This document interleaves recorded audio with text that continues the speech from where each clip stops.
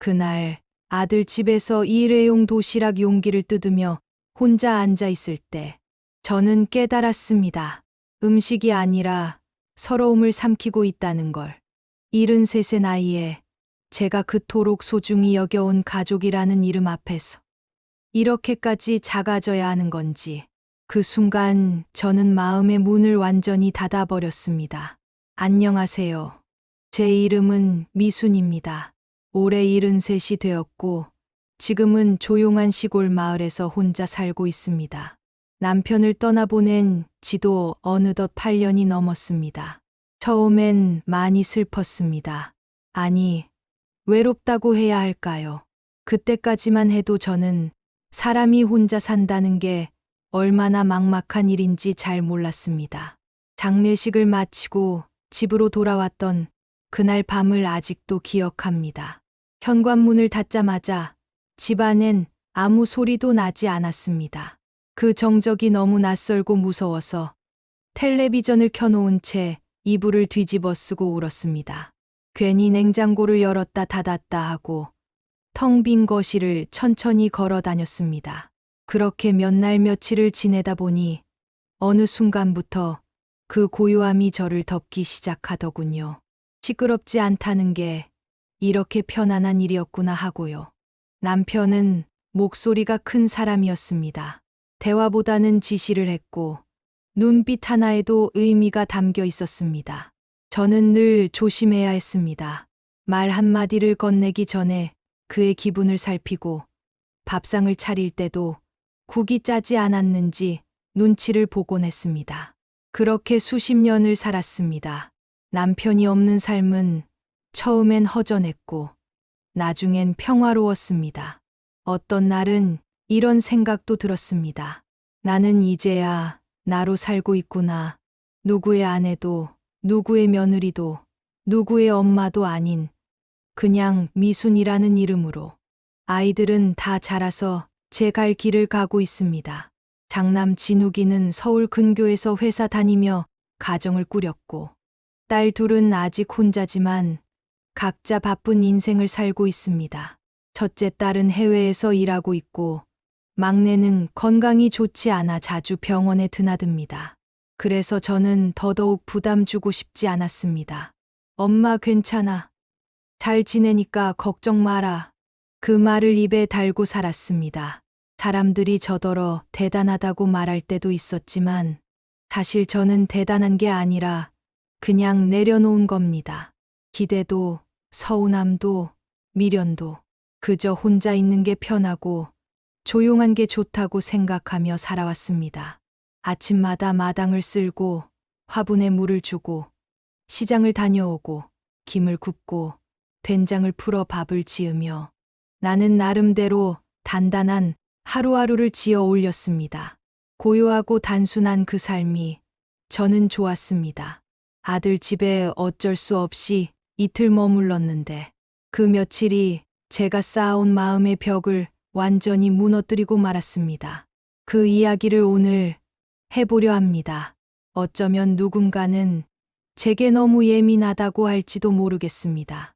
하지만 제 마음을 제대로 들여다본 사람이라면 그날의 작은 모멸이 얼마나 깊은 상처가 되었는지를 이해할지도 모르겠습니다.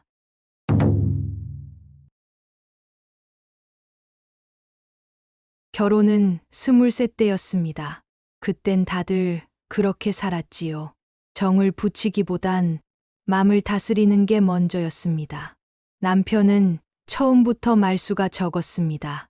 무뚝뚝하고 고집이 셌습니다. 목소리가 크고 감정을 드러내는 걸 두려워하지 않는 사람이었습니다. 그의 말투는 언제나 짧고 단호했고 부탁보단 명령에 가까웠습니다. 처음엔 서운했지만 그것도 시간이 지나니 익숙해졌습니다.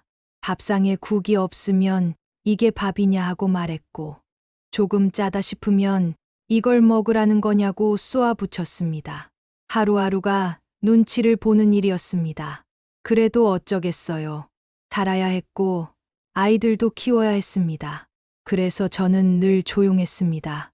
말을 아꼈고 얼굴 표정도 조심했고 식탁에 숟가락을 놓는 소리마저 줄이려 애썼습니다. 어쩌다 웃음이 나와도 남편의 얼굴을 먼저 봤습니다. 이 사람 기분이 괜찮은가? 그걸 먼저 살피는 게 습관처럼 몸에 밴 사람이었습니다. 저는 그런 세월이 30년이 넘게 흘렀습니다. 그러다 어느 날 남편이 세상을 떠났습니다. 병원에서 숨을 거둘 때 저는 그 옆에 있었지만 솔직히 말하면 마음은 멀리 떨어져 있었습니다. 눈물은 났지만 그건 슬퍼서가 아니라 해방감이 밀려오는데 대한 죄책감이었습니다. 이제는 내 목소리로 살 수 있겠구나. 그렇게 생각한 게 사실입니다. 그 후로 저는 조용히 혼자 살아왔습니다. 외롭기도 했지만 편했습니다. 누구 눈치도 보지 않고 아침엔 내가 좋아하는 음악을 틀어놓고 점심엔 장에 가서 제철 나물을 사와 조용히 데쳐 먹고 저녁엔 늘 하던 대로 마당을 쓸고 나서야 하루가 끝났습니다. 그렇게 하루하루가 흐르니 마음이 단단해졌습니다. 자식들도 다 컸습니다. 진욱이는 장남입니다. 서울 외곽 신도시에서 아파트를 사고 안정된 회사에 다니고 있습니다. 결혼한 지도 꽤 됐지요. 참 착하고 성실한 아이입니다. 늘 바빠서 연락은 자주 못하지만 연락이 올 때면 언제나 미안하다고 먼저 말합니다. 엄마, 요즘 정신이 하나도 없어. 미안해요. 그 한마디에도 저는 마음이 녹습니다. 첫째 딸은 해외에서 일합니다. 처음엔 1년만 있다 오겠다더니 벌써 몇 년째입니다. 멀리 있어서 도움을 받을 수는 없지만 가끔 연락이 옵니다. 엄마, 거기 날씨 어때? 감기 조심해. 그런 말 한 줄에도 저는 기운이 납니다. 막내딸은 몸이 약합니다. 어릴 때부터 아픈 데가 많았고 지금도 병원에 자주 다닙니다. 혼자 살고 있지만 걱정이 돼서 자주 안부를 묻곤 합니다. 그 애한테 기대는 건 오히려 제가 더 미안한 일이죠. 그래서 저는 어떤 일이 있어도 자식들에게 기대지 않겠다고 결심했습니다. 엄마는 괜찮아. 다 잘 지내고 있어.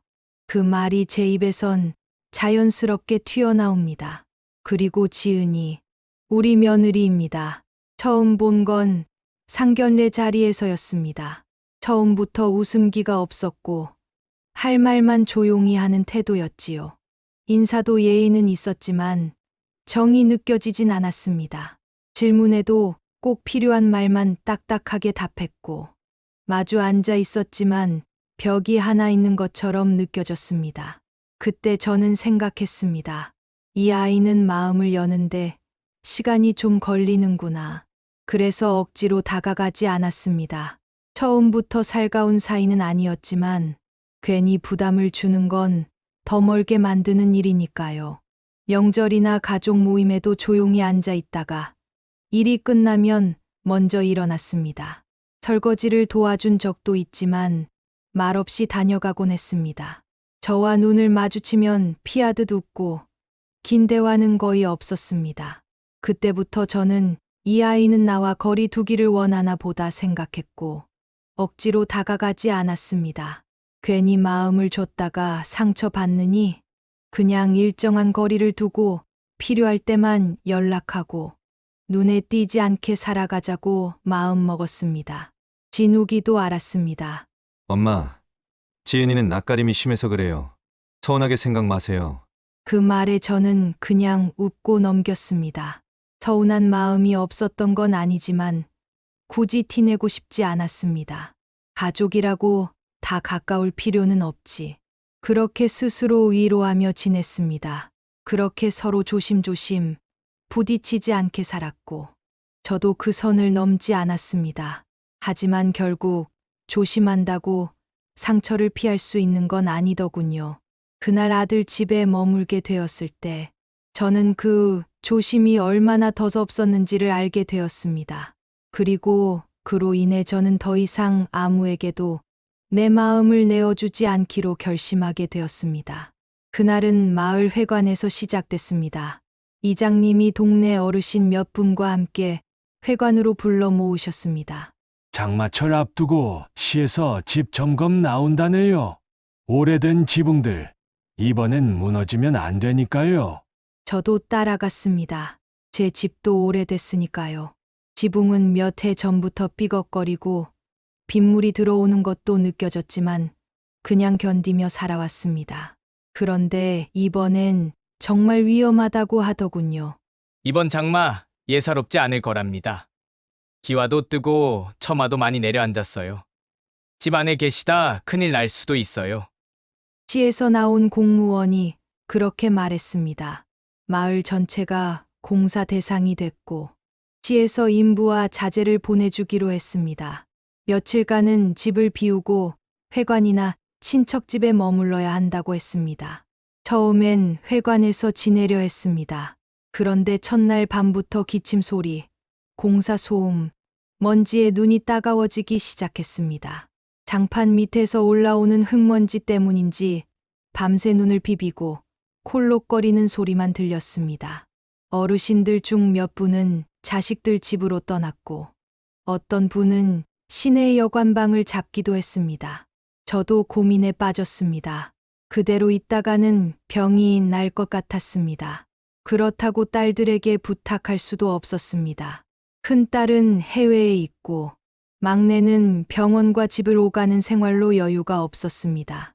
결국 전화를 들었습니다. 진욱이에게 걸기까지 꽤 오래 망설였습니다. 전화번호를 눌러놓고도 손가락이 떨렸습니다. 지은이는 뭐라고 할까? 괜히 불편하게 만드는 건 아닐까? 그런 생각이 꼬리에 꼬리를 물었습니다. 하지만 집이 무너지면 모든 게 끝이라는 생각에 조심스럽게 전화를 걸었습니다. 진우가 엄마인데. 엄마, 왜? 무슨 일이야? 아니, 별건 아니고 우리 집 공사 들어간다네. 며칠만 너희 집에서 지내도 될까? 진욱이는 망설임 없이 대답했습니다. 엄마, 당연하지. 왜 이제야 말해요? 방도 남는데 걱정 마시고 바로 오세요. 그 말에 조금 안심이 됐습니다. 하지만 그때였습니다. 전화가 끝난 줄 알았던 그 순간, 진욱이 특유의 습관대로 전화를 완전히 끊지 않은 채 어딘가로 향하는 소리가 들려왔습니다. 그리고 며느리 지은의 목소리가 또렷하게 들려왔습니다. 지금 뭐라고? 어머님이 오신다고? 나한테 말도 없이 정했어? 이 집은 내 작업실이기도 하다고 몇 번을 말했잖아. 진정해. 통화 중이었어. 이따 얘기하자니까. 왜 나한테는 상의도 안 해? 며칠이 뭐가 중요해? 내 루틴이 다 깨진다고. 일에 방해되면 어떡할 건데. 그 순간 심장이 덜컥 내려앉았습니다. 아, 이 통화가 아직 안 끝난 거였구나. 진욱이는 늘 먼저 전화를 끊는 습관이 있어서 이번에도 그렇게 끝났을 거라고만 생각했는데 귀로 들은 그 말들은 마치 방망이처럼 가슴을 두드렸습니다. 지은이의 목소리는 예에 바르지 않았습니다. 불쑥 튀어나온 감정은 그동안 쌓였던 불편함이 모두 담긴 듯 날카로웠습니다. 저는 아무 말도 하지 않았습니다. 그저 조용히 전화를 끊었습니다. 그리고는 그대로 앉아 한참을 있었습니다. 고개를 숙인 채, 아무 말도 아무 생각도 하지 않은 채. 밤이 깊어지고 바람이 문틈으로 불어왔지만 그보다 더 차가운 건 제 마음속 한 구석이었습니다. 누구에게도 말할 수 없는 수치심과 서러움, 그리고 참았던 감정들이 뭉클하게 올라오기 시작했습니다. 하지만 짐을 쌌습니다. 그래도 아들이 데리러 오겠다고 했으니까 괜히 또 문제를 만들고 싶지 않았습니다. 저는 그런 사람입니다. 항상 조심하고, 항상 참고, 항상 스스로를 숨겨온 사람. 그리고 그 결정이 얼마나 깊은 상처를 남길 줄은 그땐 몰랐습니다. 진욱이는 그날 오후 차를 몰고 직접 내려왔습니다. 반차를 냈다며 회사 일이 바빴는데도 이렇게 시간을 냈다고 말했습니다. 그 말이 고마우면서도 마음 한구석은 자꾸만 무거워졌습니다. 내가 이렇게까지 해야 했나. 괜한 자책이 들기도 했고 또다시 지은의 얼굴이 떠올랐습니다. 도착한 집은 말끔했습니다. 진욱은 웃으며 짐을 들어주었고 작은 방 하나를 열어 보여주며 여기 며칠만 편하게 계세요, 엄마. 하고 말했습니다. 그 방은 창문이 작았고 해도 잘 들지 않았습니다. 바닥에는 얇은 요 하나가 깔려 있었고 구석에는 전자레인지가 보였습니다. 그때 지은이 거실 쪽에서 조용히 다가왔습니다. 표정은 어색하게 웃고 있었지만 눈빛은 차가웠습니다. 목소리는 공손했습니다. 어머님, 죄송해요. 제가 집에서 프리랜서로 일하다 보니 작업할 땐 집중이 필요한데 거실이 제 작업 공간이라 가능하시다면 낮 시간엔 최대한 방에만 계시겠어요? 저는 잠시 말이 막혔습니다. 차라리 화를 내주었다면, 그냥 노골적으로 싫다고 했더라면 마음이 덜 불편했을지도 모릅니다. 알겠다. 그 말밖에 할 수 없었습니다. 방에 들어온 나는 문을 닫고 가만히 앉았습니다. 차가운 방 안의 공기보다 더 차가운 건 제 마음이었습니다. 다음 날 아침 냉장고를 열었습니다. 거기엔 가지런히 정렬된 일회용 도시락들이 들어 있었습니다. 라벨에는 날짜가 적혀 있었고 다른 하나엔 포스트잇이 붙어 있었습니다. 어머님, 바쁘실 테니 식사는 걱정 마세요. 전자레인지는 오전 11시 이전에만 부탁드립니다. 제가 낮엔 화상회의가 많아서요. 감사합니다. 왜 방에 전자레인지가 있었는지 이제야 깨달았습니다. 저는 도시락을 꺼내 방으로 돌아와 조용히 전자레인지에 넣었습니다. 조심조심 버튼을 눌렀습니다. 삐 소리가 날까봐 최대한 살살 눌렀습니다. 식탁은 쓰지 않고 그대로 방 안에서 먹었습니다.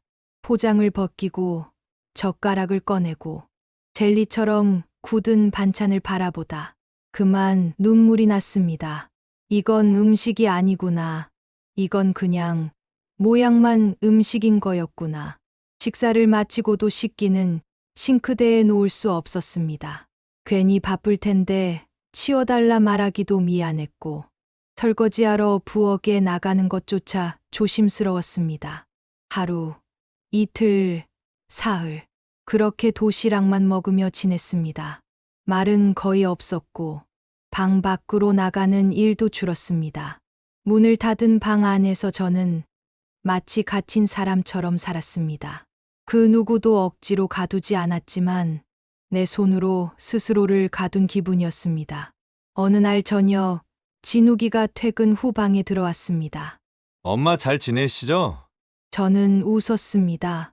그래, 잘 있다. 고맙다. 진욱이는 모릅니다.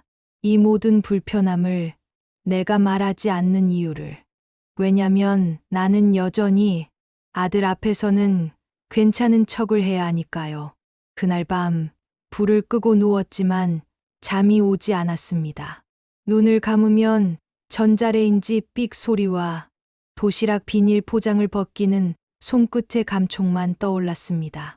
나는 왜 여기까지 와서 이렇게까지 조심해야 하는 걸까? 내가 누군가에게 피해를 주는 존재가 된 걸까? 수많은 생각이 머릿속을 떠다녔습니다. 그때 결심했습니다. 이제는 떠나야겠다고. 내가 있어야 할 곳은 이 집이 아니라고. 나는 가족이라는 이름으로 머물기엔 이 집에서 이미 환영받지 못한 사람이었으니까요. 다음 날 아침, 저는 조용히 짐을 다시 쌌습니다. 온기를 느끼지 못한 요 위에 고개를 숙이고 잠든 채 저는 또 한 번 나를 포기하고 있었습니다. 그저 소란스럽지 않게, 그저 상처받지 않게 조용히 떠나는 길을 택한 것이었습니다. 며칠이 흘렀습니다. 저는 그저 조용히 일상을 정리했습니다. 따로 연락하지도 탓하지도 않았습니다. 누구에게도 서운하다고 말하지 않았고 다시 돌아보지도 않았습니다. 그리고 그 다음 주 정갈하게 준비한 반찬 꾸러미 하나를 택배로 보냈습니다.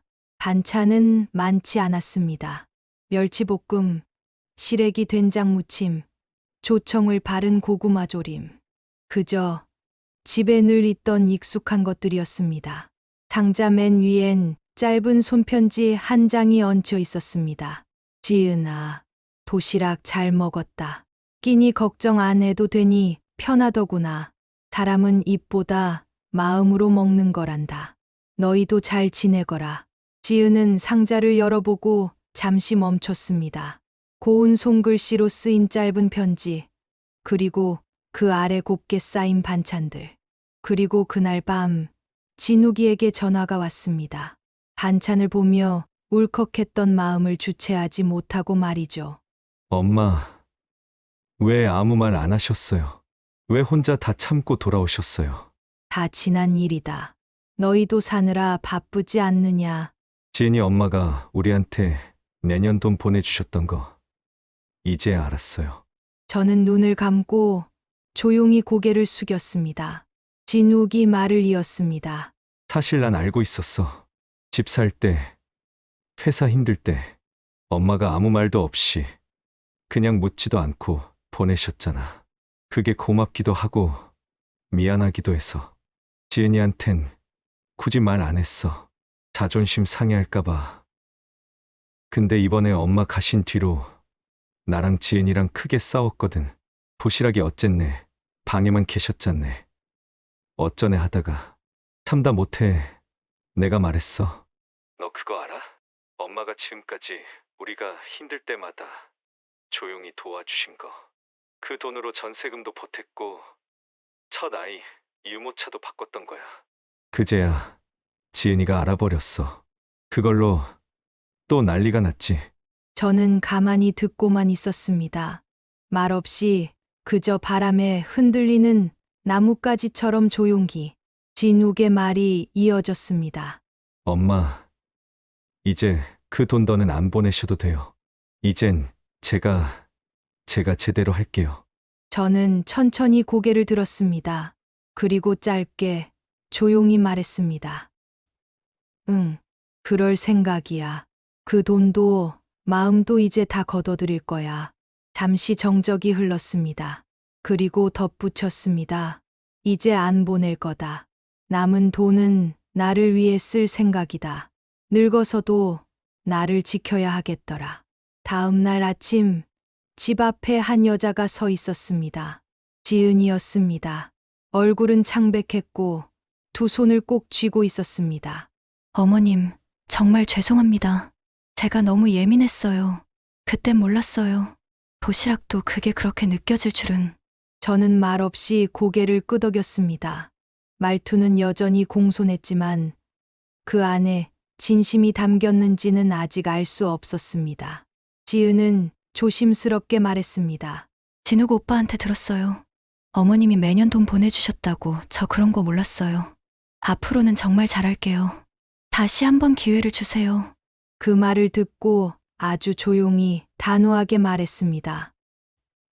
그래, 이제 그럴 일 없을 거야. 마음도 돈도 다 걷어들였으니. 지은은 당황했습니다. 눈빛이 흔들렸고 입술이 파르르 떨렸습니다. 그 순간 저는 깨달았습니다. 지은은 사과하러 온 것이 아니라 그 끊긴 도움을 되돌리기 위해 온 거라는 것을. 그만 돌아가렴. 그 짧은 한마디가 모든 문을 닫았습니다. 그날 이후 저는 지은의 연락을 받지 않았습니다. 문자도 전화도 한 번도 다시 열지 않았습니다. 그저 조용히 단단히 마음을 접었습니다. 누구를 미워하지도 않았습니다. 다만 다시는 같은 상처를 받지 않기 위해 자신을 지키기로 했을 뿐입니다. 그리고 이상하게도 그 문을 닫자 비로소 숨이 쉬어졌습니다. 누구의 눈치도 기대도 실망도 없는 삶. 그 속에서 처음으로 진짜 내 삶이란 걸 되찾고 있었습니다. 그날 이후 저는 조용히 살아갑니다. 문은 굳게 닫혔고 마음도 함께 닫았습니다.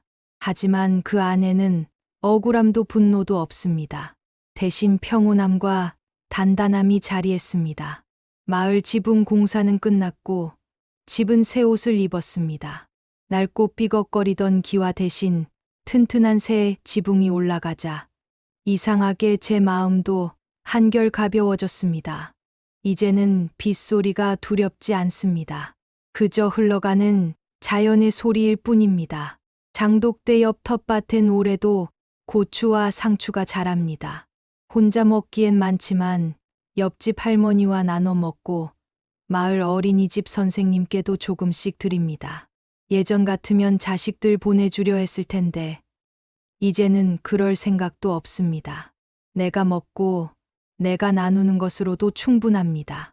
복지관에서는 글쓰기 모임이 시작됐습니다. 처음엔 망설였지만 한번 나가보니 좋더군요. 사람들과 이야기 나누고 내 이야기를 써내려가는 일. 생각보다 즐겁고 치유가 되는 일이었습니다.